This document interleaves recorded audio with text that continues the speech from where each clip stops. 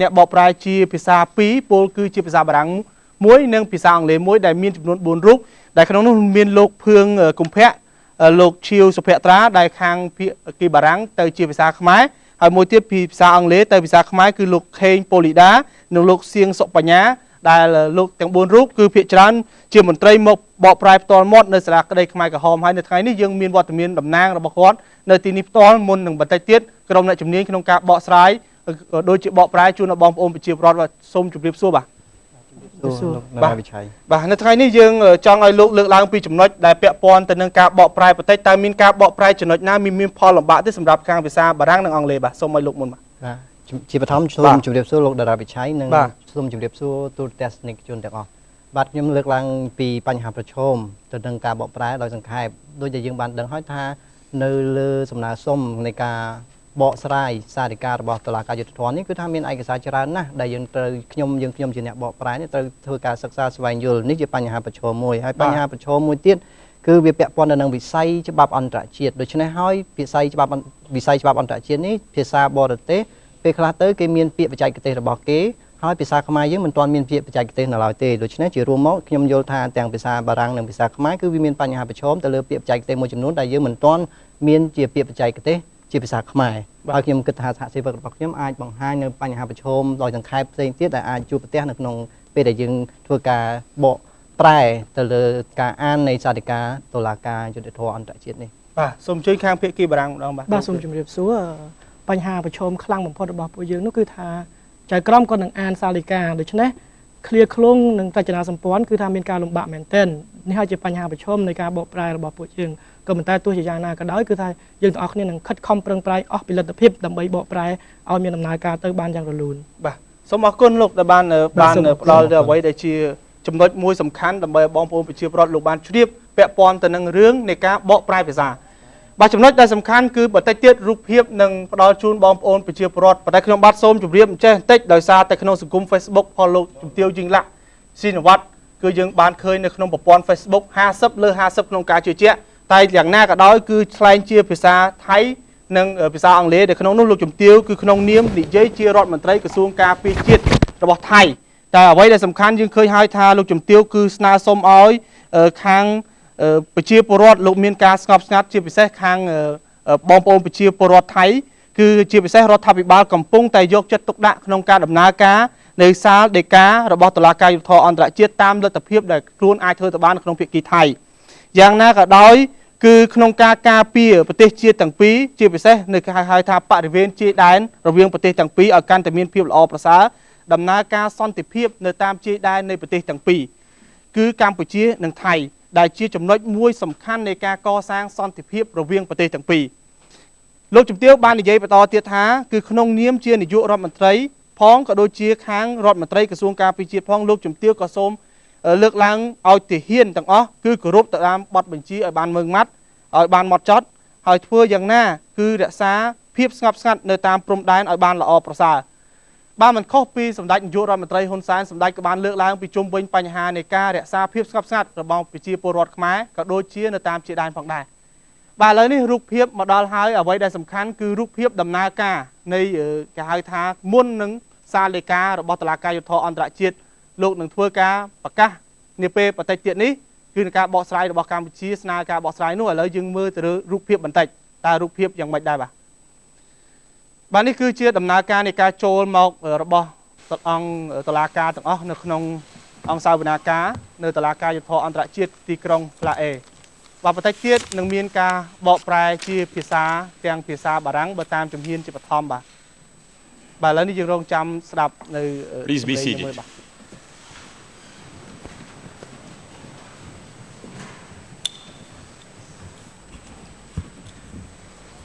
សារព័ត៌មានជាតិនិងអន្តរជាតិតាមបាទឥឡូវកំពុងតែតុលាការចាប់ដាក់ For proceeding, សម្រាប់កិច្ចដំណើរការនីតិវិធី wish to tell that the court has learned គឺយើង passing away with holiness យើងចាប់ផ្ដើមសាវនាការនេះ Vara Supreme Patriarch of Thailand សូមគោរព On behalf of the court I wish to extend សម្ដេចសង្ឃរបស់ប្រទេសថៃដែលបានទទួលមរណភាពនិងធ្វើអនិច្ចធម៌ទៅនៅក្នុងពេល La Cour ថ្មី s'est ៗ réunie នេះយើងសូម aujourd'hui en ចូល application រួម de សោកស្ដាយ l'article 58 du statut pour អង្គជំនុំ rendre ជ son ម្រះ arrêt ប្រជុំជួបគ្នាថ្ងៃនេះគឺដើម្បីចេញសាលិកាទៅលើ relative រឿង à ក្ la តី demande ពាក់ en ព័ន្ធទៅនឹង interprétation សំណើ de សុំ l'arrêt ប du កស្រាយ 15 juin សាលិកាថ្ងៃទី 1962 15 ខែមិថុនា en ឆ្នាំ l'affaire du temple 62ពាក់ព័ន្ធទៅនឹងប្រាសាទព្រះវិហារ Cambodge contre Thaïlande. រវាងកម្ពុជានិងថៃ Cette instance a été introduite par រឿងក្តីនេះត្រូវបាន greffe de la Cour ដាក់នៅកាលាបញ្ជី avril នៅថ្ងៃទី21 មេសាឆ្នាំ d'une récolte, du 2012 Cambodge contre ដោយ Thaïlande, ភាគីកម្ពុជា à laquelle ទល់នឹងថៃ se référant à l'article 60 ហើយយោងទៅ du statut de la Cour តាម et à វិធាន l'article 60 និងវិធាន de son 90 règlement, នៃវិធាន le របស់ Cambodge តុ a លាការ demandé à la Cour កម្ពុជាបានស្នើសុំឲ្យបក qu'elle a rendu ស្រាយ le 15 សាលិកា juin ដែលបានចេញថ្ងៃទី15 ខែមិថុនាឆ្នាំ 1962 នៅក្នុងរឿងក្តីព្រះវិហារ Les mêmes jours après នៅថ្ងៃដដែលនោះដែរ avoir déposé បន្ sa ទាប់ពីបាន requête, ដាក់សំណើសុំ ប្រទេសកម្ពុជា បានយោងទៅលើ du statut វិធាន 41 73 នៃលក្ខន្តិកៈ និងវិធាន a également 73 déposé au greffe une ហើយក៏បានដាក់ dénonciation des mesures សំណើសុំ conservatoires វិធានការ afin រក្សាការពារ je cite, ដើម្បីខ្ញុំសូមដកស្រ cesser les incursions de la Thaïlande ដើម្បីបញ្ឈប់ការ sur son territoire. ជ្រៀតចូលរបស់ថៃនៅក្នុងទឹកដីរបស់កម្ពុជាសូមបញ្ឈប់ការដកស្រង់ Le 18 juillet នៅថ្ងៃទី 18 កក្កដា la Cour a 2011 rendu une តុលាការ ordonnance បានចេញដីកា indiquant des mesures ចង្អុលបង្ហាញអំពីវិធានការរក្សា à ការពារ l'intention de deux parties. ចំពោះភាគីទាំងពីរ Comme il est d'usage, ដូច je ne n'aurai pas ដែលយើងបានដឹងមកហើយថា du paragraphe introductif ខ្ញុំមិនអាន qui retrace clear នៃ l'histoire de la សាលិកា procédure នេះ et reproduise les conclusions des គឺ parties. មានបង្ហាញអំពីសេចក្តីសន្និដ្ឋានរបស់ភា Par គី ailleurs, je ម្យ៉ាងវិញទៀត résumerai certains paragraphes ខ្ញុំនឹង de la សង្ខេប clear មួយចំនួននៃសាលិកា intégral de celui-ci sera bien évidemment disponible ហើយយើងនឹងមាន dès la fin de la séance. ចែកជូននៅ Je commencerai donc la lecture សាលិកាទាំងស្រុងនៅពេលចប់ de l'arrêt. ខ្ញុំសូមអាននៅកថាខណ្ឌ Le 14 temple នៃសាលិកា de Prévillard s'élève ប្រាសាទព្រះវិហារ sur un éperon du même nom, situé ស្ថិតនៅ dans លើ la ពយ partie orientale មួយ de la chaîne des Dents grecques, ស្ថិតនៅផ្នែកខាងកើតនៃជួរភ្នំដងរ៉ែ qui, d'une façon générale, constitue ដែល dans បង្កើត cette région la frontière បានជា entre តំបន់ les ព្រំដែនរវាងប្រទេសទាំងពីរគឺកម្ពុជានិងថៃ au nord. កម្ពុជានៅខាងត្បូង Le 13 ហើយថៃនៅខាងជើង 1904, la France, dont le Cambodge était alors un កាលពីពេល protectorat, នោះគឺថាមានបារាំងជា ainsi que អាណា la ព្យា Thaïlande, បាល alors dénommée, បានចុះសន្ធិសញ្ញា signèrent ជាមួយនឹង une convention. មួយ Au ជាមួយ terme នឹង de ថៃ laquelle la frontière ហើយយោងតាមសន្ធិ dans ស le ញ្ញានោះ secteur des Dents grecques, គឺថានៅតំបន់ដងរែក la ligne de គឺត្រូវ partage តែ des eaux. ដើរតាមបែងចែកបន្ទាត់បែងចែកខ្សែទឹក La convention de 1904 អនុសញ្ញាឆ្នាំ prévoyait la création d'une commission mixte 1904 ចែងអំពីគណៈកម្មការចម្រុះ par les deux parties ដែល et ចាត់តាំងដោយភាគី chargée de ទាំងពីរ procéder à la délimitation ទទួលបន្ទុក de la ក្នុងការកំណត់ frontière ព្រំដែន entre les deux territoires. រវាងដែនដីទាំងពីរ La première commission mixte គណៈកម្មការចម្រុះទី1 établie en ត្រូវបានបង្កើត 1904 ឡើងនៅក្នុងឆ្នាំ l'étape finale 1904 de l'opération de ហើយជំហាន délimitation ចុងក្រោយនៃការកំណត់ devait ខ្សែ être បន្ទាត់ l'établissement et ព្រំ la ដែននោះ publication des cartes គឺការធ្វើនិងការបោះពុម្ពផ្សាយផែនទី fut confiée à une équipe ហើយភារកិច្ចនេះត្រូវបានប្រគល់ជូនទៅដល់មន្ត្រីបារាំង4នាក់ដែល3នាក់ជាសមាជិកគណៈកម្មាធិការចម្រុះ équipe établie ក្រុមការនេះ en ត្រូវបានធ្វើឡើង 1907 បង្កើតឡើងនៅឆ្នាំ une série de 11 cartes couvrant une grande partie 1907 de frontières ដែលបង្កើតជាផែនទីគ្របដណ្ដប់ទៅលើ de l'Indochine ទឹកដី française dont le ភព Cambodge ព្រំដែន faisait នៃ partie. កម្ពុជានិងថៃ Elle dressa notamment une carte intitulée ហើយបន្ទាប់មកមានការធ្វើជាការ Dents grecques, ផែនទី commission de délimitation ដែលមាន entre ចំណងជើងថា l'Indochine et le Siam, ដងរែករវាងឥណ្ឌូចិន sur laquelle la និង frontière ថៃ passait au nord de Préaviard, ហើយ laissant ការនេះគឺដើរទៅ ainsi តាមខាងជើង le Cambodge. នៃប្រទេសថៃ Cette carte fut dûment communiquée au ផែនទី gouvernement នេះត្រូវបានប្រគល់ siamois ជូន en ភាគី 1908, សៀមនៅ mais ne fut ឆ្នាំ jamais approuvée par la commission mixte, 1908 celle-ci ayant cessé de fonctionner plusieurs mois ហើយបន្ទាប់មកមានការ avant que la carte គណៈកម្មាធិការនេះបានឈប់ដំណើរការមុននឹងពេលដែលធ្វើផែនទី Après នេះជាផ្លូវការ l'accession du Cambodge à បន្ទាប់ពី l'indépendance, កម្ពុជាទទួលបានឯករាជ្យ novembre នៅថ្ងៃទី 1953, វិច្ឆិកាឆ្នាំ la Thaïlande 1953 occupa le temple de Préaviard ថៃបានកាន់កាប់ព្រះវិហារនៅឆ្នាំ Les 1954 les parties ភាគី concernant ទាំង le ពីរ temple បានចរចាគ្នាពាក់ព័ន្ធទៅនឹងប្រាសាទ et le ក៏ប៉ុន្តែ 6 octobre មិនទទួលបានលទ្ធផលអ្វីទេ 1959, Le Cambodge Hai nơi saisit la năm Cour par requête unilatérale. ពីពាន់នៅឆ្នាំ1959នោះកម្ពុជាបានប្តឹងមកតុលាការជាឯកតោភាគីហើយថៃបានបដិសេធយុត្តាធិការរបស់តុលាការ នៅក្នុងសាលដីកា Sur les នៅ exceptions ឆ្នាំ préliminaires soulevées par la 1961ពាក់ព័ន្ធទៅនឹងអញ្ញត្តកម្មរបស់ថៃតុលាការបានប្រកាសថាខ្លួនមានយុត្តាធិការដើម្បីកាត់សេចក្តីលើ Lors រឿង de ក្តី la នេះ phase de l'examen au fond, នៅពេលបញ្ចប់ការពិនិត្យរឿងលើអង្គសេចក្តី sur la carte intitulée កម្ពុជាបានផ្អែក Danzig, ទៅលើ Commission de délimitation ផែនទី entre ដងរែក l'Indochine ដែលជាការកំណត់ Siam, ព្រំដែនថៃរវាងឥណ្ឌូចិននិងសៀម qui était annexée à ហើយ ces ដែលបានដាក់ចូល écritures ទៅជាឧបសម្ព័ន្ធនៅក្នុង dénommée សារណា Carte de ហើយនៅក្នុងនោះដាក់យើងដាក់ថាជាផែន Il ទីនៃឧប fit សម្ព័ន្ធមួយ valoir que celle-ci avait été acceptée par la Thaïlande ប្រទេសថៃបានទទួលយក et avait été intégrée au règlement conventionnel បាន devenant បាន de បញ្ fait ចូលទៅក្នុង obligatoire pour les កិច្ច deux ព្រមព្រៀង États. របស់ខ្លួន Selon le Cambodge, បើតាម la កម្ពុជា ligne représentée sur la carte de l'annexe 1, ខ្សែបន្ទាត់ដែលមាននៅក្នុងឧបសម្ព័ន្ធមួយនោះបានក្លាយទៅជាព្រំដែនរវាងរដ្ឋទាំងពីរ la Thaïlande contesta ប្រទេសថៃបានតវ៉ា que ជំ lui ទាស់ accepter la carte de l'annexe 1, ថាខ្លួនបាន celle-ci fut ថាទទួល de façon devenue obligatoire ទទួលយកឧបសម្ព័ន្ធផែនទីនេះគឺជាដោយសារតែជាកាតព្វកិច្ច suivait la ligne de partage des eaux ហើយថៃទាមទារឲ្យមានការ de 1940. គិតព្រំដែនតាមរយៈខ្សែបន្ទាត់បែងចែកទឹក Selon elle, que le temple Để est cho nó- situé en territoire thaïlandais. បើតាមថៃប្រាសាទព្រះវិហារស្ថិតនៅក្នុងទឹកដីរបស់ថៃ Que le dispositif de l'arrêt អង្គជំនុំជម្រះ 62 បានរំលឹកអំពី se lit comme suit, et je cite, ដោយការសម្រេចនៅឆ្នាំ62សាលាការបាននិយាយថាប្រាសាទព្រះវិហារ qui est en territoire relevant ស្ថិតនៅក្នុង du Cambodge. អធិបតេយ្យភាពរបស់កម្ពុជា En conséquence, ហើយបានបញ្ជាក់បន្ថែមទៀតថា de retirer ថៃ les éléments de forces armées, ត្រូវទៅដក de police, កម្លាំងទ័ពប៉ូលីស garde ou ឬ garde អ្នកថែរក្សាឆ្មាំដទៃទៀតដែលថៃបានដាក់នៅក្នុងប្រាសាទឬនៅក្នុងតំបន់ក្បែរប្រាសាទដែលស្ថិតនៅក្នុងទឹកដីកម្ពុជា que la Thaïlande était ហើយសម្រាប់ទៀតថា au Cambodge ប្រទេសថៃមានកាតព្វកិច្ចប្រគល់មកឲ្យប្រទេសកម្ពុជាវិញនៅវត្ថុទាំងឡាយ dans la 5e ដែលបាន compétition បញ្ជាក់នៅក្នុងសេចក្តីសន្និដ្ឋានទី5របស់កម្ពុជាដែលត្រូវបានយកចេញពីប្រាសាទឬតំបន់ប្រាសាទដោយអាជ្ញាធរពាក់ព័ន្ធរបស់ថៃចាប់តាំងពីការបរិច្ឆេទនៃការកាន់កាប់ប្រាសាទនេះដោយប្រទេសថៃនៅឆ្នាំ1954 thaïlandaise. Fin de citation. សូមបញ្ចប់ការដកស្រង់សាលដីកា Prononcé de l'arrêt de ក្រោយពីការប្រកាស 1962, សាលដីកាឆ្នាំ la Thaïlande retirera des bâtiments du temple 1962 ប្រទេសថៃ une clôture de barbelés séparant les ruines du temple du reste de l'éperon de Préarvière. បានយកចេញពីព្រះវិហារនៅ Suivant le tracé d'une ligne របរមួយចំនួន sur la carte jointe ហើយនៅដែលយើងឃើញនៅក្នុងផែនទីនោះគឺថាមាន adoptée par le Conseil des បង្ហាញអំពី ministres ដំណោះស្រាយដែលបានអនុម័តដោយក្រុមប្រឹក្សា 62 រដ្ឋមន្ត្រីថៃនៅឆ្នាំ1962 était rendu public que ហើយត្រូវបានបោះពុម្ពផ្សាយជាសាធារណៈនៅក្នុងរឿងក្តីដូច្នេះតាមរយៈសេចក្តីសម្រេចនេះគណៈរដ្ឋមន្ត្រីថៃដែលត្រូវបានបង្កើតនោះនៅតែគិតថា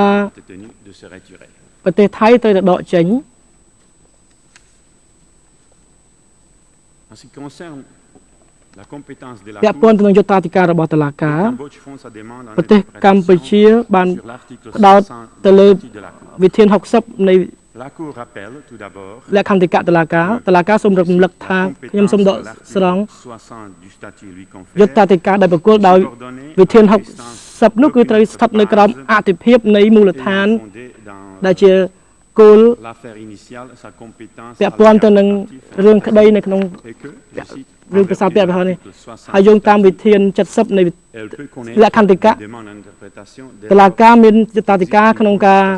បក et la portée ក្នុងការកាត់សេចក្តីក្នុងករណីមាន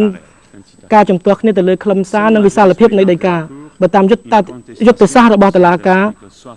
ការជំទាស់យោងទៅតាមវិធាន70នោះត្រូវផ្អែកទៅលើផ្នែកសេចក្តីសម្រេចរបស់សាលដីកាហើយប្រសិនបើគឺអាចពាក់ព័ន្ធទៅនឹងសំអាងហេតុផងដែរប្រសិនបើវាមិនអាចដាក់ផ្ដាច់ចេញពីផ្នែកសម្រេចសេចក្តីដូច្នេះយើងត្រូវដឹងថាតើចំណុចណាមួយមានអនុភាពចាប់បង្ខំហើយថាតើវាត្រូវស្របទៅនឹងវិធាន80នៃលក្ខន្តិកៈដែរឬទេតុលាការយល់ឃើញថាព័ត៌មានដែលយោងទៅលើឆ្នាំ1962នោះបង្ហាញយ៉ាងច្បាស់ថាប្រទេសថៃបានគិតថា តឡាការមិនបាន Voyez au deuxième កំណត់តំបន់ point, ដែលនៅចិត្តប្រាសាទព្រះវិហារទេ partant, ហើយដូច្នេះហើយ possible de déterminer unilatéralement la limite ថៃ de ces មានសិទ្ធិ environs. កំណត់ក្នុងតំបន់ចិត្តព្រះវិហារនោះដោយខ្លួនឯងផ្ទាល់ Thaïlande trouve en particulier son expression ដូច្នេះ dans la résolution du Nơiក្នុង Conseil ដំណោះ des ministres thaïlandais ក្នុងដំណោះស្រាយរបស់គណៈរដ្ឋមន្ត្រីថៃ 1962, នៅឆ្នាំ1962ដែលបានកំណត់ je cite, ខ្ញុំសូមដកស្រង់ l'endroit où se situait la តំបន់ limite ដែល des ស្ថិត environs du temple នៅក្នុងព្រំដែននៃ était tenu de ប្រាសាទ retirer ដែលប្រទេសថៃ la police ត្រូវតែដកចេញ et ដកចេញនៅប៉ូលីស En ឆ្មាំ application ទាំងអស់ដែលមាននៅ cette ទឹកដីនោះ disposition, la Thaïlande a យោងតាម érigé វិធាននេះ une clôture de barbelés sur le terrain ថៃបាក់ត្រូវតែដករបងបន្លាលួសចេញ ដោយដែលមានចែងនៅក្នុងដំណោះស្រាយ je cite, ហើយមានការចុះនិ les ទេសថា environs du temple de Pré តំបន់ចិត្តព្រះវិហារ ne vont pas au-delà មិន de ត្រូវ cette limite. ហួសពីព្រំដែនកំណត់នេះឡើយសូមបញ្ចប់ការដកស្រង់ Contrairement à ce qu'indique la Thaïlande, ផ្ទុយពីអ្វីដែលថៃបានលើកឡើង il ressort des éléments versés au dossier យោងតាម que ព័ត៌ le មានដែល Cambodge ដាក់ចូលនៅក្នុង ne សំណុំ considérait រឿង pas que le retrait que- opéré par la Thaïlande កម្ពុជាមិន assurait l'application pleine ឯក et ភាពតាម entière ថៃទេ de l'arrêt de គឺត្រូវតែមានការ 1962. អនុវត្តនៅវិសាលដីកាឆ្នាំ Le Cambodge témoigne en effet de 1962 protestations ដូច្នេះកម្ពុជាបាន contre la présence thaïlandaise តវ៉ាចំពោះវត្តមានរបស់ sur le ថៃនៅលើ territoire ទឹកដី que, selon lui, របស់កម្ពុជា la Cour avait, ដូច្នេះ dans son បើ arrêt តាម de កម្ពុជានោះ 1962, គឺថាត្រូវតែគោរព reconnu តាម comme étant cambodgien. សាលដីកាឆ្នាំ62ដែលទទួលស្គាល់ថាជាទឹកដីរបស់កម្ពុជា La clôture des barbelés érigée par la ហើយ Thaïlande របងបន្លាលួសដែលបានដាក់នោះ empiétait assez largement Que- sur le វារំលោភ territoire ទៅលើទឹកចូលទៅដល់ទឹកដី de la sorte កម្ពុជា à l'arrêt de la Cour. ដែលផ្ទុយទៅនឹងសាលដី Cette កា divergence de vue est réapparue ការផ្ទុយគ្នា dans រវាង la correspondance ទ des ស្សនៈ parties និងការឆ្លើយឆ្ល qui ងគ្នា a រវាងភាគ fait suite គី à ទាំង la ពីរ demande d'inscription បណ្ដាលឲ្យមាន du site ការ du temple ធ្វើការសំណើសុំពីព័ត៌មានអំពី mondial de l'UNESCO présenté en ប្រាសាទ 2007-2008 ហើយក្រោយមកមានការ par le Cambodge. ការស្នើសុំបញ្ចូលនៃប្រាសាទព្រះវិហារទៅក្នុងបេតិកភណ្ឌពិភពលោក Ces événements et déclarations បើ démontrent តាម clairement បើតាមកម្ពុជានោះគឺថាមានការបង្ហាញយ៉ាងច្បាស់ au ថា moment du dépôt de la demande នៅពេលដាក់ d'interprétation ស្នើសុំ du Cambodge, បកស្រាយសាល il ដីកា existait របស់ une កម្ពុជា contestation គឺមានការ entre les parties ជំទាស់តវ៉ាគ្នារវាងភាគីទាំងពីរ à la portée ទៅលើ de ខ្លឹមសារនិងសាលដីកានៃ 1962. សាលទៅលើខ្លឹមសារនិងវិសាលភាពនៃសាលដីកាឆ្នាំ À 62 l'objet précis de cette contestation afin de déterminer ហើយដូច្នេះហើយគឺ si ថា celle-ci entre dans le champ ត្រូវតែមាន de ការ sa កំណត់ឲ្យបានច្បាស់ថាតើ en vertu de l'article 60 សំណើសុំនេះស្ថិតនៅក្នុងយុត្តាធិការរបស់តុលាការដែរឬទេយោងតាមវិធាន 60 que les deux parties admettent qu'un désaccord les oppose តុលាការយល់ឃើញថា question de savoir យើង si ត្រូវតែ la Cour a ភាគីទាំងពីរចង់ដឹងថាតើ dans l'arrêt de នៅក្នុងសាលដីកា 1962 ឆ្នាំ décidé 62 avec force តុលាការ obligatoire បានសម្រេចដោយមានអនុភាព que la ligne ចាប់ de បង្ខំ la ដែរឬទេ carte ថាតើ de l'annexe ខ្សែបន្ទាត់នៃផែនទីអបសម្ព័ន្ធទី1តំណាងឲ្យព្រំដែនរ dans វាង la zone du centre. ប្រទេសទាំងពីរដែរឬទេនៅក្នុងតំបន់ព្រះវិហារ Entre les parties sur cette question ការយល់ឃើញខុសគ្នាទៅលើបញ្ហានេះ des positions exprimées par celle-ci à l'occasion des ក៏មាន événements បានបង្ហាញផងដែរនៅ et ក្នុង dans les déclarations សេចក្តីថ្លែងការណ៍ examinées ci-dessus. ដែលបាននឹងដែរនឹងពិនិត្យ Qui ont été précisées dans le cadre de la présente procédure. ដូច្នេះយើងនឹងបញ្ជាក់នៅក្នុងក្របខ័ណ្ឌនៃនីតិវិ La ធី Cour តុលាការនេះ considère តុលាការយល់ឃើញថា que les positions exprimées par les parties ជំហរ dans la របស់ période ភាគី qui a ទាំងពីរ suivi le prononcé de នៅ l'arrêt ក្នុងរយៈពេលក្រោយពីការ 1962 ប្រកាសសាលដីកាឆ្នាំ ainsi qu'à la 62 suite de la demande du និងបន្ទាប់ពី Cambodge ការស្នើសុំរបស់កម្ pendant ពុជា l'inscription du site du ឲ្យមាន temple ការ sur ចុះ la liste បញ្ជីប្រាសាទព្រះវិហារទៅលើបញ្ជីបេតិកភណ្ឌពិភពលោក et dans le cadre de la présente procédure ហើយនៅក្នុងក្របខ័ណ្ឌនៃនីតិវិ révèle ធី également នេះ leur divergence de vue គឺថាមានការបង្ហាញអំពីទស្សនៈផ្សេងគ្នាពាក់ព័ន្ធទៅនឹងខ្លឹមសារនិងវិសាលភាព environ situé en នៃពាក្យ territoire cambodgien តំបន់ចិត្ត employé au ប្រាសាទ deuxième ព្រះវិ point ហារ du dispositif ដែលបានប្រើប្រាស់នៅក្នុងចំណុចទី2នៃផ្នែកសម្ដេចសេចក្តីនៃសាលដីកាឆ្នាំ 1962 entre ces និង points ទំនាក់ទំនង et រ la វាងចំណុច conclusion que la Cour a énoncée ទាំងនេះ au premier point du ទៅនឹងអ្វី dispositif ដែលបានតុលាការបានប្រកាសនៅចំណុចទី que le temple est 1គឺថា situé en territoire ប្រាសាទព្រះវិហារ de ស្ la ថិតនៅក្នុង souveraineté ដែនដី du Cambodge. នៅក្នុងអធិបតេយ្យភាពរបស់កម្ពុជា La Cour en vient enfin à l'affirmation selon laquelle les parties អង្គជំនុំជម្រះ sont en désaccord យល់ឃើញថាភាគីទាំងពីរមានការខ្វែងគំនិតគ្នាពាក់ព័ន្ធទៅនឹងកាតព្វកិច្ចរបស់ថៃដែលត្រូវដកចេញពីតំបន់ព្រះវិហារនិងតំបន់នៅជិតព្រះវិហារ qu'elle résulte du deuxième point du ដោយតែ dispositif មាន de ចែងនៅ l'arrêt ក្នុងចំណុច de ទី2នៃផ្នែកសម្ដេចសេចក្តីរបស់សាលដីកាឆ្នាំ Il 62 ressort ដូច្នេះ la correspondance យុ des ត្តិ parties សាស្ត្រ dans le ដូច្នេះ contexte ការពាក់ទំនាក់ទំនងគ្នារវាងភាគីទាំងពីរពាក់ព័ន្ធនឹងការស្នើសុំឲ្យមានការពិពណ៌នា du patrimoine mondial ការពិពណ៌នា ainsi que ប្រាសាទនៅលើ les បញ្ជី affrontements armés បេតិកភណ្ឌពិភព sont លោក produits dans la zone frontalière voisine du temple que avant le dépôt de la មុន demande ពេល d'interprétation ដាក់ du សំណើសុំ Cambodge, ដកបកស្រាយសាលដីកាភាគីទាំងពីរបានខ្វែងគំនិតគ្នាពាក់ព័ន្ធនឹងបញ្ហាដែលចង់ដឹងថាតើ selon l'arrêt de បើតាម 1962, សាលដីកាឆ្នាំ62 les personnels thaïlandais បុគ្គលិកថៃ avaient le droit de se trouver. មានសិទ្ធិនៅ Cette divergence de vie a été មានវត្តមាននៅទីនេះ confirmée ដែរ par ឬ les ទេអ្វីៗទាំងអស់នេះមានបញ្ជាក់នៅក្នុង plaidoiries សារណា en la présente នឹងការ instance. តវ៉ាក្តីនៅក្នុងសំណើសុំលើ À អង្គ la សេចក្តី lumière des considérations យោងតាមការ exposées ពិចារណា ci-dessous, ដែលបាន la Cour conclut បញ្ជាក់ពីលើនេះអង្គជំនុំជម្រះយល់ឃើញថាការជំទាស់តវ៉ារវាង sur le sens ភាគី et ពាក់ la ព័ន្ធ portée នឹង de ខ្លឹម l'arrêt សារ de និងវិសាលភាពនៃវិសាលដីកាឆ្នាំ se rapporte 62 à 3 aspects spécifiques. គឺមានទស្សនវិជ្ជា de cette 3 décision. ជាក់លាក់នៃសេចក្តីសម្រេចនេះ Premièrement, ទស្សនវិជ្ជាទី il 1 existe une contestation មានការជំទាស់ sur le point de savoir គ្នារវាង si ក្នុងការចង់ដឹងថា dans តើ l'arrêt de នៅក្នុងសាលដីកា 1962, ឆ្នាំ la Cour 62 a តុលាការ ou non décidé à បាន force សម្រេច obligatoire ដោយមានអនុភាពចាប់ que បង្ la ខំ ligne ដែរឬទេថាតើ représentée sur la carte de ខ្សែ l'annexe បន្ទាត់ដែល 1 មាននៅក្នុងឧប constituait សម្ la ព័ន្ធមួយនោះ frontière គឺជា entre les ព្រំដែន parties រវាងភាគីទាំងពីរនៅក្នុង du temple. តំបន់ព្រះវិហារ Deuxièmement, ចំណុចទី il existe une contestation 2មានការជំទាស់តវ៉ា étroitement គ្នា liée à la précédente ពាក់ព័ន្ធទៅនឹងចំណុចមុនដែរគឺពាក់ព័ន្ធទៅនឹងខ្លឹមសារនិងវិសាលភាពនៃពាក្យ environ située Tha en đầm territoire bắn nơi chất- cambodgien. ប្រាសាទព្រះវិហារដែលស្ថិតនៅក្នុងទឹកដីកម្ពុជា Au deuxième point ដែល du បានប្រើប្រាស់ dispositif នៅ de ក្នុង l'arrêt ចំណុចទី de 2នៃផ្នែកសម្រេចសេចក្តី 1962, ក្នុងសាលដីកាឆ្នាំ point dont la Cour 1962 a dit ចំណុច qu'il នេះ était អង្គ une ជំនុំជម្រះ conséquence បាននិយាយ de ថា la conclusion វាជា énoncée ផល au វិ premier បាក point, នៃអ្វីដែល à បាន savoir បញ្ជាក់នៅក្នុងចំណុចទី 1 គឺថាប្រាសាទព្រះវិហារស្ថិតនៅក្នុង du Cambodge. អធិបតេយ្យភាពកម្ពុជា Troisièmement, ចំណុចទី il existe 3 une មាន contestation ការជំ sur ទាស់ la ត nature វ៉ា de គ្នាពាក់ l'obligation ព័ន្ធ de ទៅនឹងប្រ retrait ភេទនៃកាតព្វកិច្ច que ក្នុង le ការ deuxième ដក point du dispositif ចេញ impose. ដែលតម្រូវដោយចំណុចទី 2 នៅក្នុងសាលដីកាទៅឲ្យថៃដែលទៅដកតុកកងទ័ព Compte ចេញ tenu នោះ des vues divergentes des parties យោងទៅ sur តាម le ទស្សនៈ sens ខ្វែងគ្នា et ទៅ la លើ portée de l'arrêt ខ្លឹម de សារនិងវិសាលភាពនៃ 1962, សាលដីកាឆ្នាំ 1962 ដែលបានលើកឡើងខាងលើនេះតុលាការយល់ឃើញថា le deuxième point du dispositif de cet ខ្លួន arrêt ត្រូវបកស្រាយ ainsi que la ចំណុច portée ទី juridique de ce que la Cour 2 និង a វិសាល dit ភាពគតិ concernant យុត្តនៃ la ligne de la carte ពាក់ de ព័ន្ធទៅនឹង l'annexe ខ្សែបន្ទាត់នៃឧបសម្ព័ន្ធទី 1 Dans le cadre ainsi défini, la demande du ដូច្នេះ Cambodge est សំណើរបស់ recevable. កម្ពុជាអាចទទួលយកបាន Au vu de ce qui précède, la យោង Cour តាមអ្វីដែលបាន conclut លើកឡើងខាងលើ qu'il តុលាការ existe យល់ឃើញ entre ថា les parties sur l'essence et la portée ពាក់ព័ន្ធទៅនឹងខ្លឹមសារនិងវិសាលភាពនៃសាលដីកាឆ្នាំ 62 គឺមានការជំ entrant dans les ជំទាស់ prévisions ត de វ៉ា l'article គ្នាដែលមាន 60 du statut. ចែងនៅក្នុង En conséquence, វិធាន la 60 នៃ Cour ល est ក្ខន្តិកៈ compétente ដូច្នេះតុលាការ pour មានយុ connaître ត្តិ de la demande មានយុត្តាធិការ d'interprétation de ក្នុងការ l'arrêt de បកស្រាយសាលដីកាឆ្នាំ présenté 62 par le Cambodge, ដែលបានដាក់ដោយកម្ពុជា et celle-ci est recevable. ដូច្នេះសំណើនេះអាចទទួលយកបានហើយ La Cour en vient ensuite à l'interprétation ឥឡូវនេះ de តុលាការ l'arrêt de 1962. បកស្រាយសាលដីកាឆ្នាំ 62 I shall now continue my reading of the judgment in English. នេះជាភាសាអង់គ្លេស The court recalls តុលាការ that its រំលឹក role under ថា Article តួ 60 នាទីក្រោមវិធាន 60 នៃលក្ខន្តិកៈគឺបញ្ជាក់បំភ្លឺអត្ថន័យនិងវិសាលភាពនៅអ្វីដែលតុលាការបានសម្រេចនៅក្នុងសាលដីកា to interpret. គឺបានន័យថាពាក់ព័ន្ធនឹងសំណើសុំបក Accordingly, the ស្រាយ court must keep សាលដី strictly កា within the limits of the ដូច្នេះ original ហើយ judgment តុលាការត្រូវកម្រិតការសម្រេចរបស់ខ្លួននៅក្នុងក្រមនៅក្នុងវិសាលភាពនៃសាលដីការបស់ខ្លួនហើយថាតើវាមានអនុ nor ភាព can it ចាប់ provide បង្ខំដែរ answers ទេ to questions ហើយ the ខ្លួន court did not decide មិនអាច in the original ឆ្លើយ judgment. តបទៅនឹងសំណួរដែលតុលាការមិនបានសម្រេចនៅក្នុងសាលដីកាដើមនោះទេនៅក្នុងការសម្រេចទៅលើវិសាលភាពនិងអត្ថន័យនៃសាលដីកាតុលាការស្របតាមការអនុវត្ត With របស់ every ខ្លួន regard to the reasoning of that judgment, ក្រោយពីពិនិត្យសម្អាងហេតុនៃសាលដីកា sheds light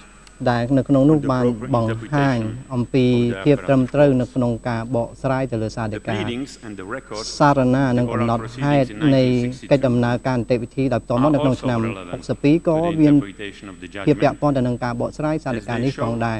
ដោយសារតែវាបានបង្ហាញថាមានផុសតាងអ្វីខ្លះ for the court ឬក៏មិនមានផុសតាងអ្វីខ្លះហើយថាតើបញ្ហានៅចំពោះមុខតុលាការត្រូវបានលើកឡើងដោយភាគី Thailand argues ទាំងពីរ that ដែរ the ទេ principle ប្រទេស of ថៃ non-ultra petita បាន precluded the court លើកឡើងថាគោលការណ៍មួយនោះគឺ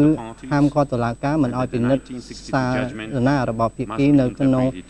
ឆ្នាំ 1962 ដូច្នេះសារការបកស្រាយនេះគឺត្រូវស្របទៅនឹងបញ្ហានេះយុទ្ធសាស្ត្ររបស់តុលាការបានបង្ហាញនៅក្នុងចំណុចនេះហើយនៅក្នុងសារណាបញ្ចប់ នៅក្នុងសារណារបស់ភាគីកាលពីឆ្នាំ62នោះគឺមានភាពពាក់ព័ន្ធនៅក្នុងសាធិការឆ្នាំ62គោលការណ៍នេះមិនអាចមានយុទ្ធកម្មនៅក្នុងការបកស្រាយសាធិការនៅចំពោះសាធិការឆ្នាំ62នោះទេតុលាការនៅក្នុងឆ្នាំ62បានធ្វើការវិយតម្លៃទៅលើវិសាលភាពនៅចំពោះមុខខ្លួនមាត្រាវិធាន62នៃលក្ខន្តិកៈមិនអនុញ្ញាតឲ្យតុលាការយកការវិភាគផ្សេងយកមកជំនួសការវិភាគដែលធ្វើឡើងនៅពេលចេញសាធិការនាឆ្នាំ62នោះទេកម្ពុជាបានលើកឡើងថានៅក្នុងឆ្នាំ62គឺបានបង្ហាញអំពីព្រំដែនដែលពាក់ព័ន្ធនៅក្នុងវិធាន95នៃវិធានតុលាការកថាខណ្ឌ1សាធិការឆ្នាំ1964 កថាខណ្ឌ70វិធាន72នៃវិធានតុលាការគឺមានភាពពាក់ព័ន្ធហើយវាមិនបានបង្កើតជាផ្នែកមួយនៃសេចក្តីនៃវិធាននោះទេគោលបំណងគឺក្នុងការជូនដំណឹងទៅដល់អ្នកអានសាធិការជាពិសេសទៅលើចំណុចដែលបានសម្រេចហើយចំណុចនេះគឺมันបានសង្ខេបនៅអ្វីដែលតុលាការបានសម្រេចនោះទេតុលាការមិនពិចារណាថា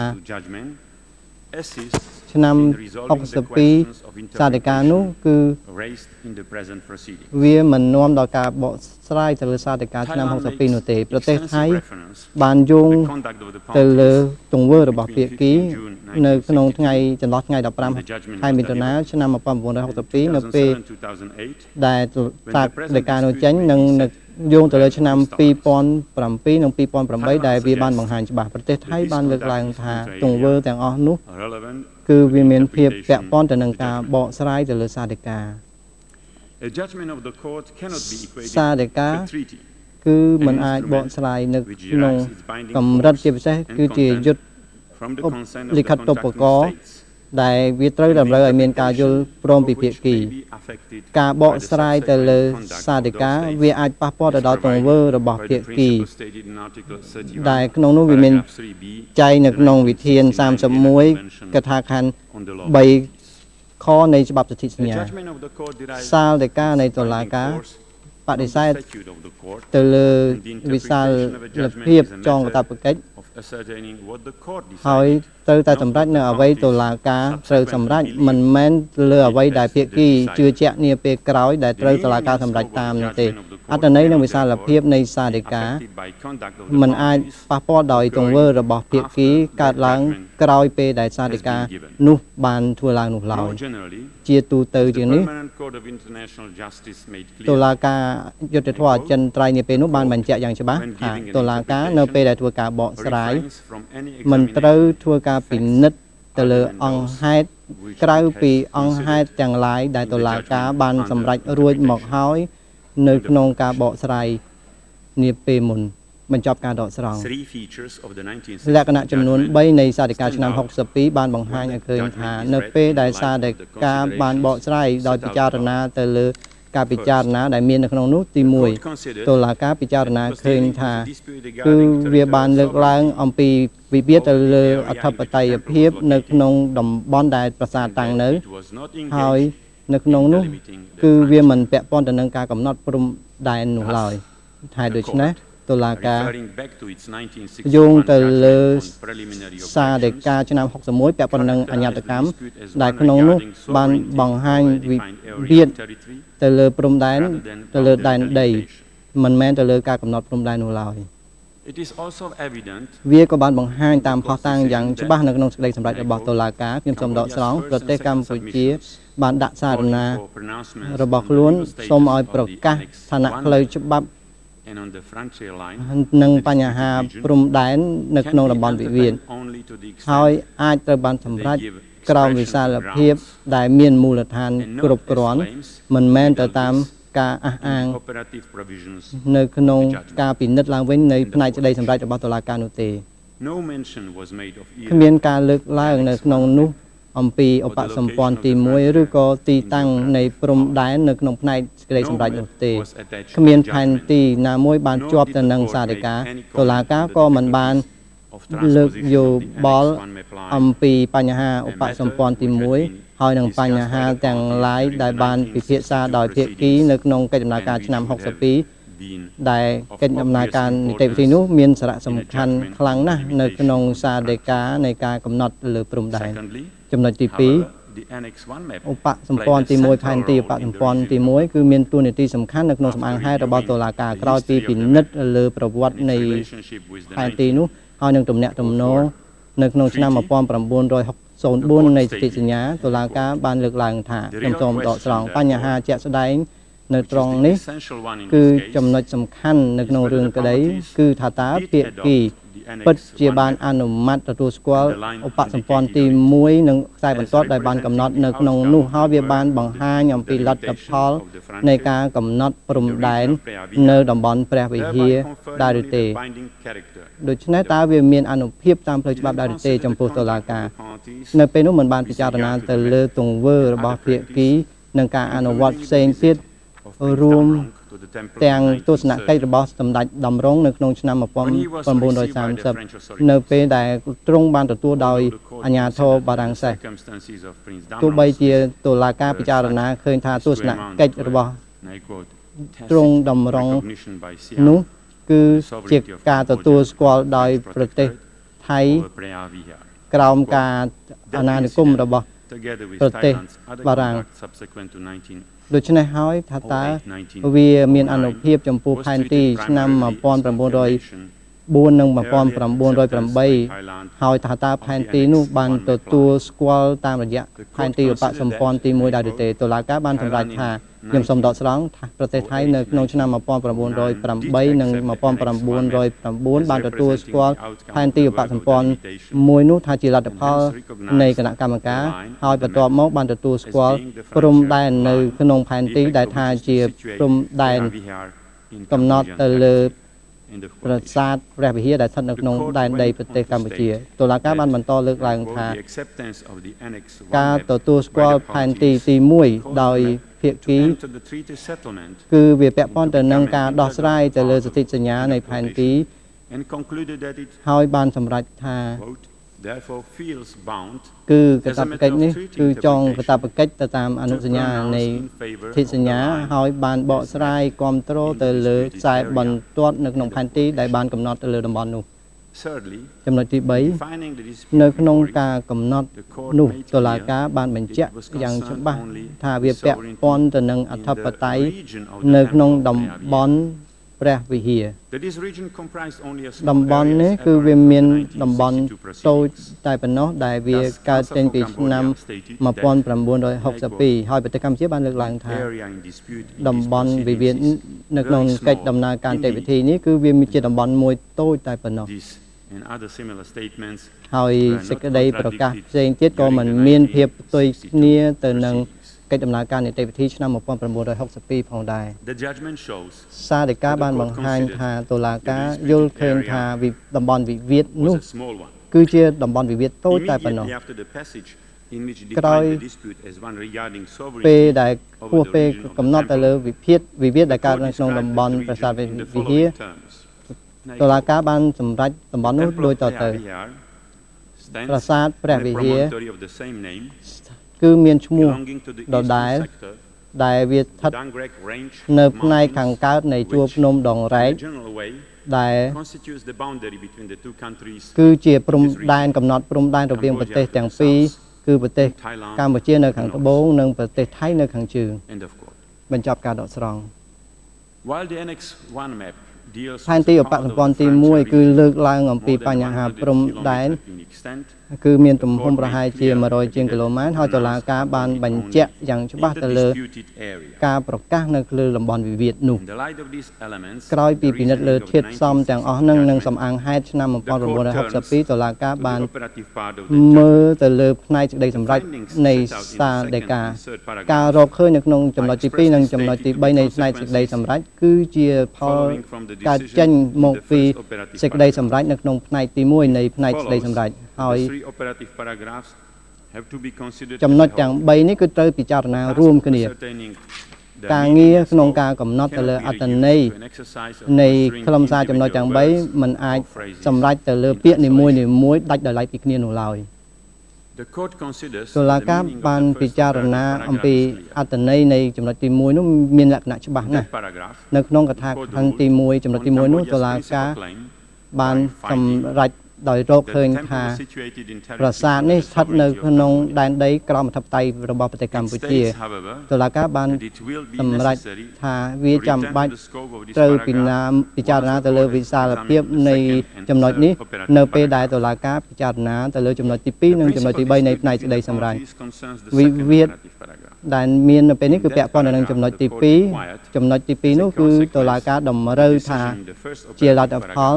ការចេញពីចំណុចទី1នៃផ្នែកសេចក្តីសម្រេចការដកកម្លាំងយោធាឬក៏កម្លាំងប៉ូលីសឬក៏ឆ្មាំយាមឬអ្នកអភិរក្សដែលដាក់តាំងដោយប្រទេសថៃនៅក្នុងទឹកដីប្រទេសកម្ពុជាត្រូវតែធ្វើឡើងចំណុចទី2នេះมันបានបញ្ជាក់យ៉ាងច្បាស់ថាទឹកដីប្រទេសកម្ពុជាដែលប្រទេសថៃត្រូវដកចេញនោះទេហើយក៏มันបាន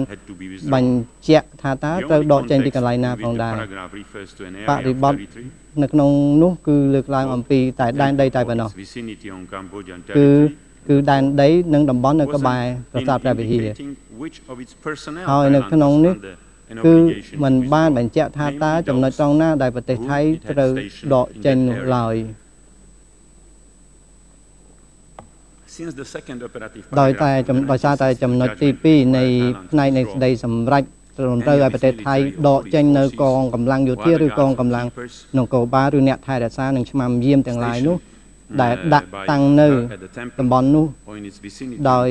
ប្រទេសកម្ពុជានិងនៅតំបន់ក្បែរប្រាសាទព្រះវិហារតុលាការយល់ឃើញថាកាតព្វកិច្ចនេះត្រូវតែចាប់ផ្ដើមដោយពិចារណាទៅលើខុសតាងដាក់នៅក្នុងឆ្នាំ1962ពាក់ព័ន្ធទៅនឹងខុសតាងទាំងឡាយដែលបានបង្ហាញអំពីការដាក់បុគ្គលិករបស់ប្រទេសថៃសាស្ត្រាចារ្យអាក្រមនគឺបានលើកឡើងថាគាត់ជាសាក្សីជំនាញហើយគាត់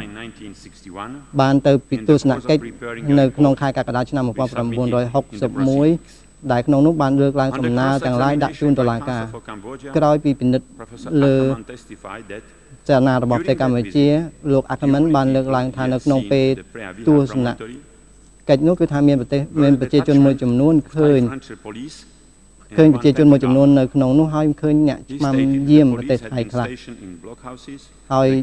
យើងឃើញថានៅជំរំនោះក៏មាននៅក្នុងតំបន់អេសាន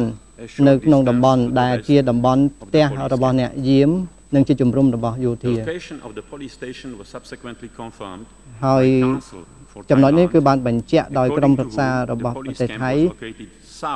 ដែលនៅពេលនោះក្រុមប៉ូលីសនោះបានដាក់ទីតាំងនៅខាងត្បូងនៃតំបន់នោះ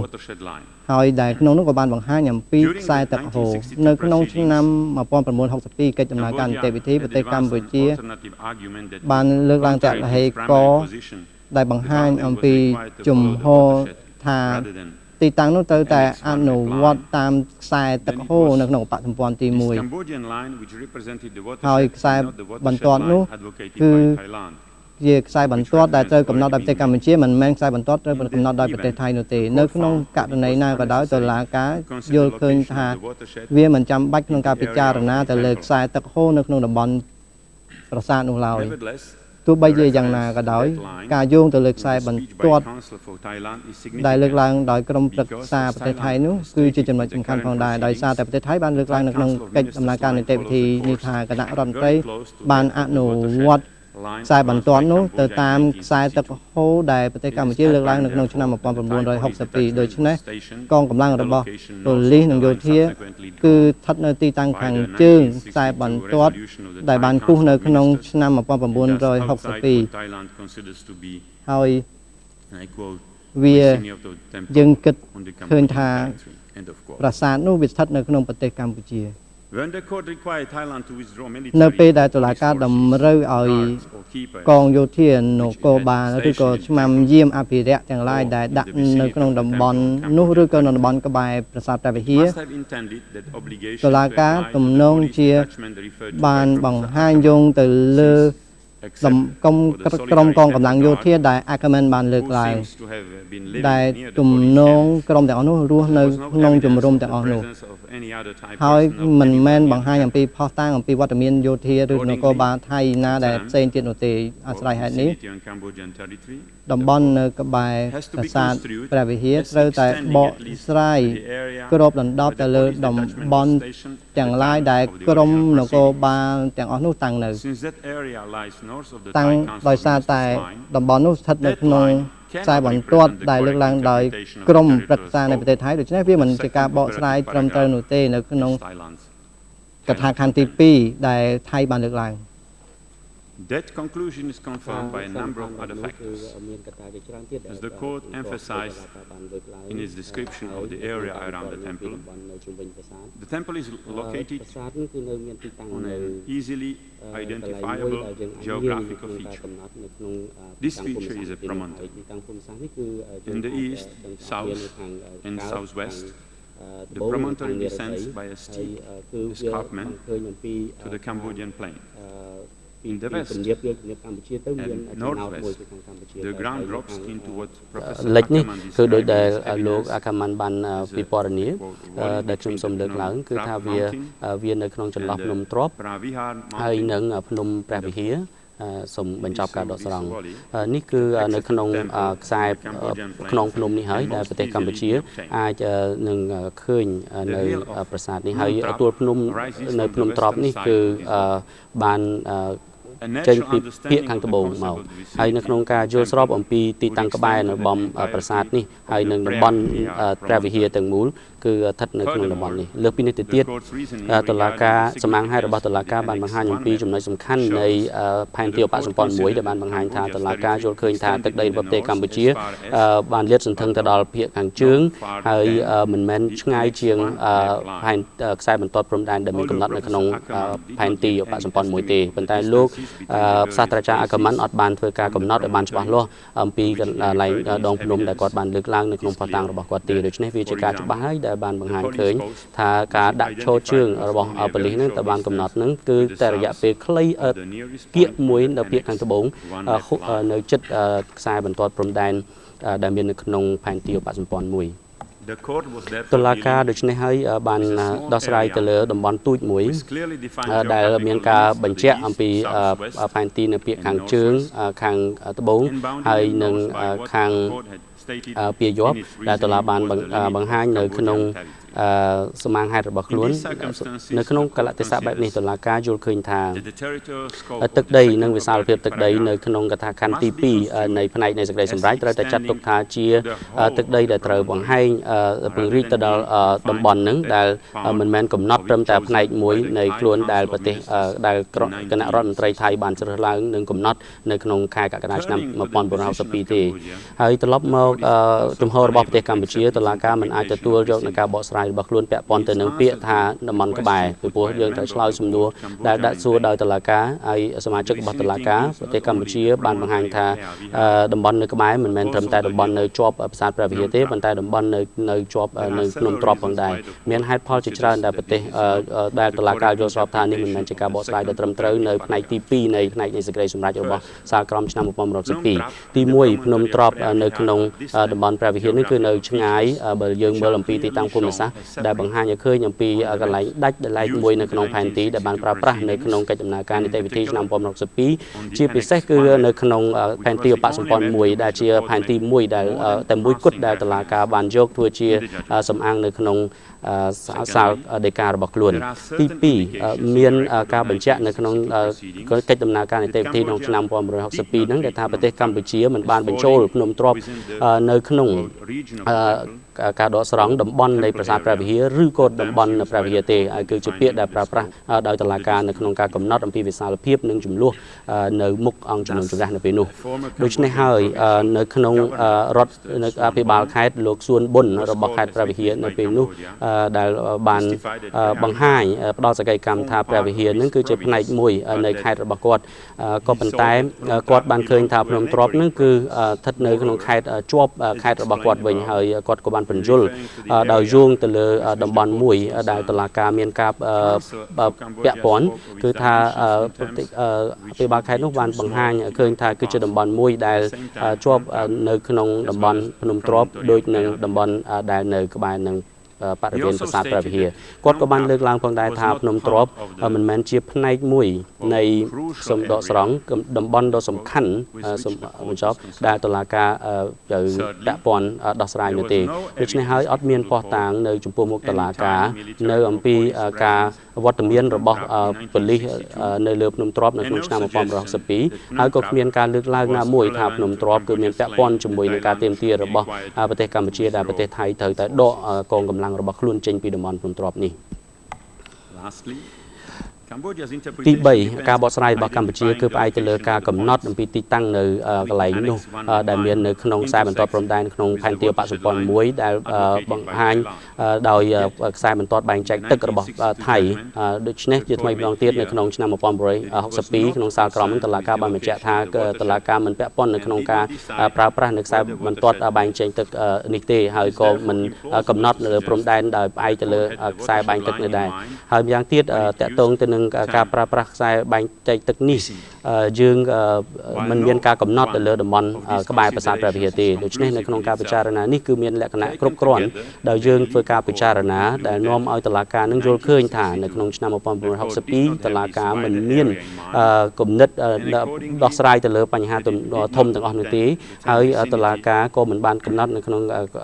វិសាលភាពនៃតំបន់ក្បែរនៅក្នុងប្រាសាទតំបន់ប្រាសាទនៅក្នុងដែនដីក្រោមធិបតេយ្យភាពរបស់ប្រទេសកម្ពុជាហើយនឹងតំបន់ដែលស្ថិតនៅក្រៅតំបន់ប្រាសាទព្រះវិហារដែរប៉ុន្តែនឹងក៏មិនមែនមានន័យថាសាលក្រមរបស់តុលាការ62នឹងថាភ្នំទ្របគឺជាផ្នែកមួយនៃប្រទេសថៃដែរប៉ុន្តែវាក៏ជាផ្នែកមួយអធិបតេយ្យភាពរបស់ភ្នំទ្របឬក៏កន្លែងណាមួយនៅក្រៅតំបន់ប្រាសាទព្រះវិហារនោះក៏តុលាការមិនមានការកំណត់ដែរផ្អែកទៅលើសមាងហេតុនៅក្នុងសាលដីកាឆ្នាំ1962តាមនីតិវិធីកិច្ចដំណើរការនីតិវិធីពីដើមមកនោះវាបានបង្ហាញឃើញថាការកំណត់នៅព្រំដែនតំបន់ប្រាសាទព្រះវិហារនៅភាគខាងត្បូងនៃផែនទីឧបសម្ព័ន្ធទី1នឹងគឺរួមមានលក្ខណៈពិសេសជាក់លាក់ទៅភាគខាងកើតខាងត្បូងហើយនឹងផ្នែកនិរដីគឺយើងមានចំណោទចុះមួយមកខាងទំនាបវាលទំនាបរបស់ប្រទេសកម្ពុជាភាគីនឹងគឺបានជជែកគ្នានៅក្នុងឆ្នាំ1962ថាចំណោទនេះគឺស្ថិតនៅក្រោមអធិបតេយ្យរបស់ប្រទេសកម្ពុជាទោះក្នុងកលៈទេសៈណាក៏ដោយហើយនៅភាគខាងលិចហើយនឹងភាគខាងពីជាប់គឺនៅក្នុងចំណោទមួយដែលមិនសូវមានចំណោទខ្លាំងទេក៏ប៉ុន្តែតុលាការបានប្រកាសថាវាគឺជាក្នុងភ្នំមួយដែលញែកភ្នំទ្របនិងប្រាសាទព្រះវិហារហើយជាជ្រងភ្នំមួយដែលវាភាគស្ថិតនៅភាគខាងត្បូងនៃវាលទំនាបរបស់ប្រទេសកម្ពុជាសម្រាប់ហេតុផលដែលយើងបានលើកឡើងខាងដើមតុលាការយល់ឃើញថាភ្នំទ្របគឺស្ថិតនៅក្រៅតំបន់ដែលមានចំនួនហើយនៅសាលក្រមឆ្នាំ1962អត់បានដោះស្រាយទៅលើបញ្ហានេះទេដែលថាហើយតុលាការក៏មិនបានបញ្ជាក់ថាវាស្ថិតនៅក្នុងទឹកដីជាអធិបតេយ្យភាពរបស់ថៃឬកម្ពុជាដែរដូច្នេះហើយតុលាការយល់ឃើញថាតំបន់នៅប្រាសាទព្រះវិហារហើយនឹងជើងភ្នំទ្របនេះ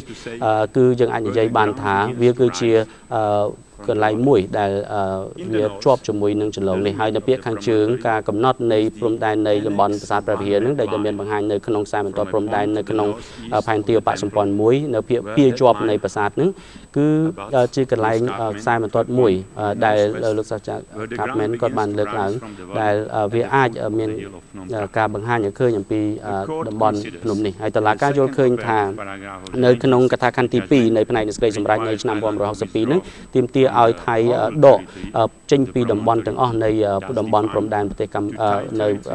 នៅក្នុងតំបន់ព្រះវិហារនឹងឲ្យចូលទៅក្នុងទឹកដីរបស់ថៃវិញហើយត្រូវតែ ដកឲ្យផុតពីដែនដីប្រទេសកម្ពុជាហើយ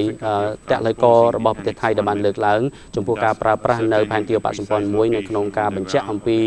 ទីតាំងបានច្បាស់លាស់ដោយតែមានបញ្ជាក់នៅក្នុងតំបន់ដែលយើងបានលើកឡើងនៅក្នុងកិច្ចដំណើរការនៅក្នុងកថាខណ្ឌខាងដើមសាលក្រមឆ្នាំ1962មិនបានឆ្លើយតបទៅនឹងចំនួននេះទេដូច្នេះតុលាការនៅពេលនេះនៅក្នុងការអនុវត្តនៅចតាធិការរបស់ខ្លួននៅក្រោមលក្ខន្តិកៈមាត្រាទី60នៅក្នុងការបកស្រាយសាលក្រមឆ្នាំ1962នឹងឥឡូវនេះគឺយើងដោះស្រាយចំពោះបញ្ហាមួយដែលមិនបានដោះស្រាយដោយសាលក្រមប៉ុន្តែទោះបីយ៉ាងណាក៏ដោយតុលាការភាគីនេះគឺមានកាតព្វកិច្ចនៅក្នុងការអនុវត្តនៅកាតព្វកិច្ចដែលមានចែងនៅក្នុងសាលដីកានោះដោយស្មោះត្រង់ហើយកាតព្វកិច្ចនេះគឺត្រូវតែបន្តអនុវត្តហើយមិនអនុញ្ញាតឲ្យភាគីទាំងអស់នៅក្នុងការដាក់នៅអ្វីមួយដែលជាដំណោះស្រាយឯកតោភាគីទេតុលាការនៅរំលឹកឃើញថាកថាខណ្ឌនៃផ្នែកនៃដំណោះស្រាយនៃសាលក្រមឆ្នាំ1962នឹងត្រូវតែពិចារណារួមគ្នាមិនដាច់ដោយឡែកពីគ្នាទេនៅក្នុងការកំណត់អំពីអត្ថន័យនិងវិសាលភាពនៅក្នុងកថាខណ្ឌទី2នៃផ្នែកសេចក្តីសម្រេចនេះគឺតុលាការបានបង្ហាញអំពីទំនាក់ទំនងកថាខណ្ឌដើមហើយនិងកថាខណ្ឌ2ផ្សេងទៀតនៅក្នុងផ្នែកនៃសេចក្តីសម្រេចនេះបើទោះបីជាអត់មានការចំនួនតាក់ទងទៅនឹងកថាខណ្ឌទី3នៃផ្នែកនៃសេចក្តីសម្រេចប៉ុន្តែវាក៏មានការពាក់ព័ន្ធផងដែរនៅក្នុងការបង្ហាញនឹងពីអត្ថន័យហើយនឹងវិសាលភាពនៃផ្នែកនៃសេចក្តីសម្រេចទាំងមូលវិសាលភាពនៃផ្នែកនៃសេចក្តីសម្រេចនៃសាលក្រមនេះមានសារៈសំខាន់ដែលមានការចងកាតព្វកិច្ចហើយនឹងមានការទំនាក់ទំនងគ្នាហើយនឹងត្រូវតែអនុវត្តនៅមុខតុលាការសាលក្រមឆ្នាំ1962នឹងបានកំណត់នៅចំពោះមុខតុលាការដែលមួយគឺពាក់ព័ន្ធទៅនឹងខ្ញុំសូមលើកតាក់ទងទៅនឹងអធិបតេយ្យភាពនៅលើតំបន់នៃប្រាសាទព្រះវិហារសូមបញ្ចប់ការដកស្រង់វាគឺជាផ្នែកមួយដែលមានសង្កត់ភាពជាមួយនឹងបញ្ហាចំនួនដែលតុលាការកំពុងតែដោះស្រាយដោយមានការសម្រេចទៅលើផ្នែកនៃសេចក្តីសម្រេចទី1របស់សាលក្រមនោះហើយដែលថាទឹកដីនេះគឺស្ថិតប្រាសាទស្ថិតនៅក្នុងទឹកដីក្រមអធិបតេយ្យភាពរបស់ប្រទេសកម្ពុជាហើយនៅក្នុងការសម្រេចនេះគឺប្រទេសថៃត្រូវតែមានកាតព្វកិច្ចនៅក្នុងការដកកម្លាំងរបស់ខ្លួនហើយនឹងបុគ្គលិកទាំងអស់នៅក្នុងតំបន់ប្រាសាទព្រះវិហារនិងតំបន់ក្បែរនៅស្ថិតនៅក្នុងទឹកដីកម្ពុជាហើយគាត់ចាំបាច់ត្រូវតែដកចេញពីតំបន់ប្រាសាទព្រះវិហារហើយនឹងតំបន់ក្បែរប្រាសាទព្រះវិហារហើយនៅក្នុងកថាខណ្ឌទី3ដូច្នេះគឺបានដាក់នៅកាតព្វកិច្ចដល់ប្រទេសថៃពាក់ព័ន្ធទៅនឹងតំបន់ដែលស្ថិតនៅក្នុងទឹកដីដែលហួសអំពីប្រាសាទនឹងខ្លួនឯងអញ្ចឹងនៅក្នុងកថាខណ្ឌទី2នៅផ្នែកសេចក្តីសម្រេចនឹងគឺបានពិពណ៌នាតំបន់នេះថាជាតំបន់ដែលស្ថិតនៅក្នុងទឹកដីក្រមអធិបតេយ្យភាពរបស់កម្ពុជាហើយកថាខណ្ឌទី3មិនបានបញ្ជាក់ដូច្នេះទេប៉ុន្តែតុលាការយល់ថានៅក្នុងការពិពណ៌នានេះគឺមានលក្ខណៈមិនច្បាស់ប៉ុន្តែយ៉ាងណាក៏ដោយយើងឃើញពីតំបន់នៅក្នុងប្រាសាទព្រះវិហារនឹងគឺជាលទ្ធផលអំពីអធិបតេយ្យភាពនឹងគឺបានស្ថិតនៅក្នុងតំបន់មួយដែលមានការកំណត់ដោយវិសាលភាពនៃសាលក្រមនេះហើយតំបន់ដែលតុលាការកំពុងតែដោះស្រាយនៅក្នុងកិច្ចដំណើរការនីតិវិធីដំបូងនេះគឺបានពន្យល់រួចហើយគឺជាតំបន់តូចមួយហើយមានការកំណត់ច្បាស់លាស់លើកលែងតែពាក្យខាងជើងដោយមានការកំណត់តាមលក្ខណៈពិសេសនៃទីតាំងភូមិសាស្ត្រទីនោះនៅក្នុងស្ថានភាពបែបនេះតុលាការយល់ឃើញថាពាក្យតំបន់ក្បែរនៅក្នុងប្រាសាទព្រះវិហារនៅក្នុងទឹកដីរបស់ប្រទេសកម្ពុជាគាត់នៅក្នុងកថាខណ្ឌទី2នៃផ្នែកនៃសេចក្តីសម្រេចនេះយើងសូមដកស្រង់តំបន់នៅប្រាសាទនៅក្នុងកថាខណ្ឌទី3គឺសំដៅទៅលើផ្នែកតូចមួយនៃទឹកដីនោះហើយតកតងទៅនឹងកាតព្វកិច្ចដែលតុលាការបានដាក់ចេញតកតងទៅនឹងផ្នែកនៅក្នុងទឹកដីនេះគឺចាំបាច់ត្រូវតែជាលទ្ធផលនៃការរកឃើញនឹងការសម្រេចរបស់តុលាការនៅក្នុងកថាខណ្ឌទី1នៃផ្នែកនៃសេចក្តីសម្រេចតកតងទៅនឹងលក្ខណៈពិសេសនៃចំនួននេះដែលចេញមកពីសាលក្រមនៃឆ្នាំ1962ជាពិសេសគឺតកតងទៅនឹងសារណាដែលដាក់ដោយភាគីទាំងអស់កាតព្វកិច្ចដែលដាក់ដោយនៅក្នុងកថាខណ្ឌទី2និងកថាខណ្ឌទី3ដែលជាផលវិបាកនៃការសម្រេចនៅក្នុងកថាខណ្ឌទី1នឹងតកតងទៅនឹងការអធិបតេយ្យភាពនេះគឺលើកលែងតែទឹកដីនឹងគឺវាឆ្លើយតបទៅនឹងទឹកដីដែលមានបញ្ជាក់នៅក្នុងកថាខណ្ឌទី2និងទី3នៃផ្នែកនៃសេចក្តីសម្រេចនេះ Accordingly, the court concludes that the territorial scope of the three operative វិសាលភាពនៃទឹកដីនៅក្នុងចំណុចទី3គឺដូចតែគ្នាការរកឃើញនៅក្នុងចំណុចទី1គឺរកឃើញថាប្រាសាទព្រះវិហារស្ថិតនៅក្នុងទឹកដីក្រមអធិបតេយ្យប្រទេសកម្ពុជាបញ្ចប់ការដកស្រង់ដូច្នេះហើយត្រូវតែយល់ស្របដូចគ្នាទៅនឹងចំណុចទី2និងចំណុចទី3ដែលស្ថិតនៅក្នុងតំបន់ប្រាសាទព្រះវិហារដូចទៅតាមការកំណត់នៅក្នុង កថាខណ្ឌទី8នៃសាធិការនេះនៅក្នុងកលតិស័កនេះតុលាការមិនពិចារណាឃើញថាវាសំខាន់ត្រូវដោះស្រាយថាតើសារក្រមសាធិការឆ្នាំ1962គឺកំណត់អំពីការចងកាតព្វកិច្ចទៅលើព្រំដែនប្រទេសថៃនិងកម្ពុជាដែរឬទេតំបន់ប្រាសាទព្រះវិហារនេះតុលាការបានសម្រេចថាគឺវាបានពង្រីករហូតទៅដល់ភាគខាងជើងនៃផែនទីទី1នៃឧបសម្ព័ន្ធនេះជាបញ្ហាដែលមានវិវាទនៅក្នុងឆ្នាំ1962ហើយយើងយល់ឃើញថាវាជាចំណុចសំខាន់នៃខ្លឹមសារវិវាទស្នើលើសំណើសុំបកស្រាយសាធិការឆ្នាំ62តុលាការមិនត្រូវធ្វើការសម្រេចទៅលើកាតព្វកិច្ចដែលត្រូវដាក់ទៅលើប្រទេសថៃនៅក្នុងចំណុចទី2ដោយដែលការលើកឡើងរបស់ប្រទេសកម្ពុជានោះទេនៅក្នុងកិច្ចដំណើរការនីតិវិធីនេះតុលាការប្រទេសថៃទទួលស្គាល់ថាវាជាកាតព្វកិច្ចត្រូវធ្វើបន្តរហូតក្នុងការគោរពបូរណភាពដែនដីរបស់ប្រទេសកម្ពុជាដែលក្នុងនេះរួមទាំងទឹកដីវិវាទដែលតុលាការរកឃើញថាស្ថិតនៅក្នុងប្រទេសកម្ពុជានៅពេលដែលវិវាទពាក់ព័ន្ធទៅនឹងបូរណភាពដែនដីត្រូវបានដោះស្រាយរួចហើយនោះភាគីទាំងពីរត្រូវធ្វើការអនុវត្តដោយសុទ្ធចិត្តហើយត្រូវគោរពទៅលើបូរណភាពដែនដីរបស់រដ្ឋមួយទៀតដូច្នេះភាគីក៏ត្រូវដោះស្រាយវិវាទទាំងឡាយណាដែលកើតចេញពីចំណុចនេះផងដែរកាតព្វកិច្ចនេះកើតចេញពីគោលការណ៍នៃធម្មនុញ្ញអង្គការសហប្រជាជាតិហើយវាមានសារៈសំខាន់ណាស់នៅក្នុងបរិបទបច្ចុប្បន្ននេះវាបង្ហាញយ៉ាងច្បាស់នៅក្នុងកំណត់ហេតុថានីតិវិធីបច្ចុប្បន្ននេះគឺវាលើកឡើងអំពីឆ្នាំ59ទៅដល់62ប្រាសាទព្រះវិហារវាជាតំបន់សាសនាផងដែរសម្រាប់ប្រជាជនទាំងអស់ហើយក៏បានដាក់បញ្ចូលនៅក្នុងបេតិកភណ្ឌពិភពលោករបស់អង្គការ UNESCO ដូច្នេះតុលាការរំលឹកថាមាត្រា6នៃអនុសញ្ញាបេតិកភណ្ឌដែលក្នុងនោះឲ្យភាគីទាំងពីរប្រទេសថៃនិងប្រទេសកម្ពុជាត្រូវសហការរួមគ្នានៅក្នុងសហគមន៍អន្តរជាតិក្នុងការធានាការពារទៅលើបេតិកភណ្ឌពិភពលោកនេះលើសពីនេះរដ្ឋនីមួយៗត្រូវមានកាតព្វកិច្ចខ្ញុំសូមដកស្រង់ចាត់វិធានការទាំងឡាយមិនត្រូវធ្វើឲ្យមានការខូចខាតទៅដល់បេតិកភណ្ឌពិភពលោកនេះទេនៅក្នុងបរិបទនៃកាតព្វកិច្ចតុលាការបានគូសបញ្ជាក់អំពីការធានាធ្វើយ៉ាងណាឲ្យមានដំណើរការចេញចូលទៅដល់ប្រាសាទដែលស្ថិតនៅក្នុងប្រទេសកម្ពុជានេះតុលាការដូច្នេះសន្និដ្ឋានថានៅក្នុងចំណុចទី1នៃសាធិការឆ្នាំ1962បានកំណត់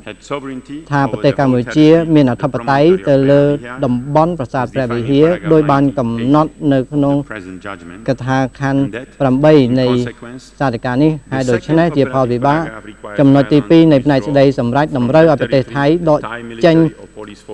នៅកងកម្លាំងយោធាកងកម្លាំងនគរបាលឆ្មាំយាមឬមន្ត្រីអភិរក្សដែលបានដាក់ទីតាំងនៅទីនោះដោយប្រទេសថៃចេញនៅពេលនេះខ្ញុំសូមអានកថាខណ្ឌ108ដែលក្នុងនោះមានផ្នែកនៃសេចក្តីសម្រេចយោងតាមហេតុផលនេះតុលាការ1តាមសម្លេងឯកច្ឆន្ទរកឃើញថាមានយុត្តាធិការក្រោមមាត្រា60ក្នុងការបកស្រាយសាធិការឆ្នាំ1962ដែលស្នើឡើងដោយប្រទេសកម្ពុជាដូច្នេះសំណើសុំនេះអាចទទួលយកបានចំណុចទី2តាមសម្លេងឯកច្ឆន្ទប្រកាសថាតាមរយៈការបកស្រាយសារដោយការថ្ងៃ15ខែមិថុនាឆ្នាំ1962សម្រាប់ថាប្រទេសកម្ពុជាមានអធិបតេយ្យទៅលើតំបន់ប្រាសាទព្រះវិហារទាំងមូលដោយបានកំណត់នៅក្នុងកថាខណ្ឌ98នៃសាធិការបច្ចុប្បន្នហើយដូច្នេះប្រទេសថៃត្រូវមានកាតព្វកិច្ចដកចេញពីទឹកដីនេះគឺត្រូវដកចេញកងកម្លាំងយោធានគរបាលមន្ត្រីអភិរក្សឬអ្នកដែលការពារទាំងឡាយដែលដាក់ទីតាំងនៅទីនោះសូមឲ្យកលាបញ្ជីអាននៅផ្នែកនៃសេចក្តីសម្រេចជាភាសាបារាំង Par ces motifs, la Cour 1 à l'unanimité dit que la compétence, en vertu de l'article 60 du statut, pour connaître de la demande en interprétation de l'arrêt de 1962, présenté par le Cambodge, et que cette demande deux, à l'unanimité, à titre d'interprétation de l'arrêt du 15 mai សាលដីកានៅឆ្នាំ1962អង្គជំនុំជម្រះសម្រាប់ថាប្រទេសកម្ពុជាមានអធិបតេយ្យភាពទៅលើដីនៅជុំវិញប្រាសាទព្រះវិហារទាំងអស់ហ្នឹងដោយដែលមានចែងនៅកថាខណ្ឌ98នៃសាលដីកានេះហើយដូច្នេះថៃត្រូវតែដកចេញពីទឹកដីនេះទាំងកងទ័ពនគរបាលហើយនឹងឆ្មាំអភិរក្សទាំងអស់ដែលនៅតំបន់ព្រះវិហារនេះ Judges Ovada Benuna and Gaya append a joint declaration to the judgment of the court. បានចូលរួមនៅក្នុងមតិយោបល់ផងដែរ Append a separate opinion ហើយមានមតិដោយឡែកដែលបានដាក់ជាប់នៅក្នុងសាលដីកាផងដែរចៅក្រមហ្គីលយ៉ូមបានដាក់ជាប់នៅការប្រកាសនៅក្នុងសាលដីកានេះអត្ថបទនៃចំណុចនេះខ្ញុំបានបង្ហាញផងដែរហើយក៏នឹងដាក់ផ្សាយតាមគេហទំព័រអត្ថបទទាំងមូលនឹងមានក្នុងពេលឆាប់ៗខាងមុខតុលាការមិនមានរបៀបវិរៈផ្សេងទៀតនោះទេដូច្នេះតុលាការប្រកាសបិទសវនាការ